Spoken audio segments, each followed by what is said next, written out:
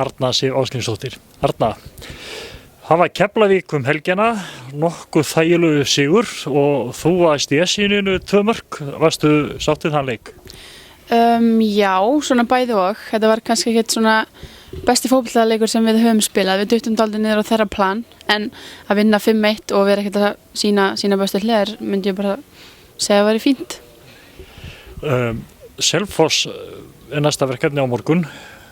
Selfoss hefur nú komið pínlítið sterkar inn í deildina og sýnt að það kunna alveg fótbolta. Þið þarf að vera vel stemmda til að sækja sigur þangað. Já, algjörlega. Þær hafa reyndar verið að tapa dálítið stórt undanfarið, en þær virðast alltaf skora og virðast vera bara ágætliði, spennandi. Ég held að hingað til sé þetta bara erfiðasti leikurinn í deildinni fyrir okkur í stöðunni sem við erum í núna. Þannig að við þurfum að vera alveg 100.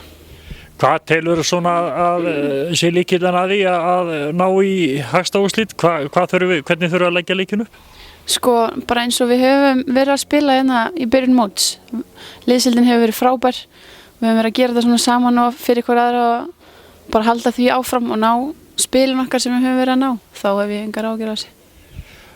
Bara með því þá haldi ég 12 sætinu? Já, og við náttúrulega stefnum á það og kemur eiginlega bara hitt andil greina. En aftur að bikarleiknum, nú er einhver óska anstæðingur í 8. úrslitum? Já, það væri rosalega gaman að fá Evu systir og vinkonir í Aftureldingu heima. Það er gaman? Það er rosalega gaman. Arna, gangi ykkur vel á morgun. Takk fyrir það.